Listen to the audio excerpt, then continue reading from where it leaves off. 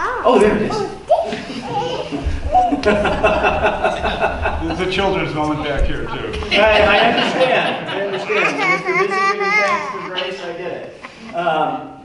Will you pray with me? Gracious God, we give you thanks for the gift of your word, for its instruction, its teaching, its willingness to gently nudge and correct us. Help us, O God, during this time of interpretation. Guide and direct our hearts and minds, that the words of my mouth and the meditations of all of our hearts together will be acceptable in your sight. For you are our rock and our Redeemer. Amen.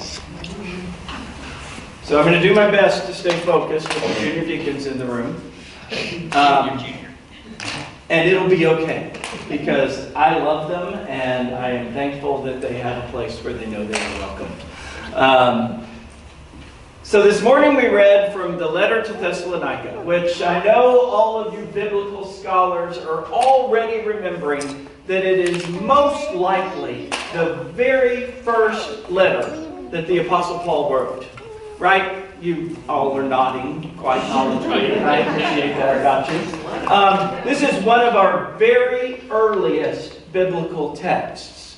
We learn from this letter the kind of program overview of Paul's understanding of Christianity. So it's kind of a big deal. Now, I didn't play very fair because we jumped in right at the end. We jumped in at the final greetings. I say that loosely because any of you who have read 1 Thessalonians know that he says finally about 4 times before he's finally done. So, and finally this, and finally that, and finally that. And I love that in many ways because I can relate. Yeah. I've got a final thought. Oh, wait! I've got one more thought. Oh, wait, no, just one more story. Usually I don't do that too badly to you, so be thankful. And in the case of Paul's writing today, he is talking to the church at Thessalonica not only about being continually faithful to that which they have been taught, but he is talking to them about being church.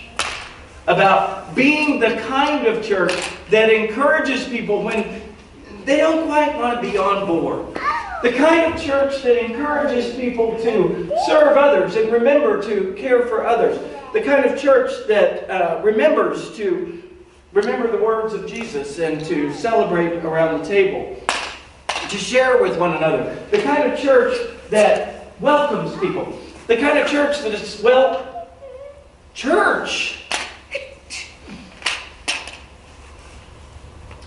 And I titled this sermon Plan B, but I thought what I wrote, and autocorrect may have gotten the best of us, was Plan B-E, which is the very small word, be.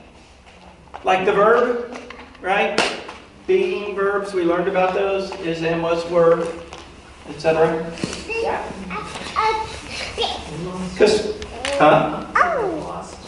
I lost you? Okay. Be, as in become, as in being, as in begotten. Wait, that's not the same be. As in to be or not to be. That is the question. Whether it is nobler in the mind to suffer the outrageous slings and arrows of outrageous fortune, or to sleep, to dream, perhaps. I'm sorry. Now I'm just showing off my Shakespeare. Literally, Alice, that's the only one I know. And you just happened to get me into it. Meanwhile, back at the sermon, to be church. And the plan to be church is a challenging, difficult thing for most churches. What do you mean? Being church is pretty easy. We show up, we care for each other, we pray, we sing. We're the church. But the problem with that, the rub, wait, isn't that Shakespearean too? Therein lies the rub. Twice in one day. This is a big day for me. The rub is the church is called to be the church, not only for ourselves, but for those that are not yet members of it. For those that have not heard the good news of Jesus Christ, or for those that are having trouble experiencing the good news of Jesus Christ, or for those that have been told by other versions of the church that their Christianity might not be okay.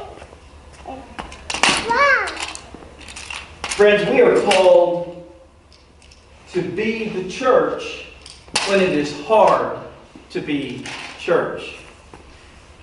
And the real challenge for that, at least in my feeble mind, is we like our church the way it is. Right? God, I want to meet and serve and reach everyone you call me to meet, as long as they like to sing my songs in my way, in my time, and follow my pattern of worship, and do the kind of things I like to do, and be, well, pretty much just like me.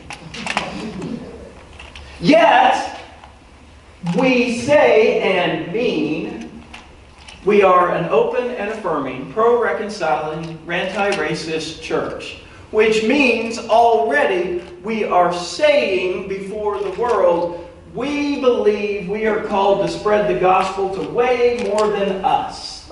And I believe one of the most important groups of people we are called to spread the gospel to are all of the parents and family members of people whom they love and cherish, who self-identify as gay, lesbian, transgender, bisexual, intersex, or queer plus, who have been told by the church, oh, you parents, you're fine. But your kids? No. No. In case you haven't understood what I mean about that, no. God calls us to accept all people created in the exact and perfect way in which God created them. Every one of us. And to try to live out their life authentically. And to say to parents and loved ones especially, you know what? This is kind of a Noah's Ark joint. You know, they come in 2 by 2, male and female, the two of them. And I know that you, as one who feels different or doesn't feel binary, may not feel comfortable here. But I want to say, hold on, I know what I think I know. I want to say to those parents again and again and again, God adores your child exactly the way your child was created. And I serve a God that calls me to serve a church that cares deeply about that. Plan B, or plan to be the church for those that are not yet part of it, is hard, faithful work. It requires prayer, it requires flexibility. It requires being willing to say, wow, that ministry is not for me, but I understand who it is for. And I'm not going to stand in the way of that. It requires being willing to say, maybe God is calling us to do things where I won't know everyone.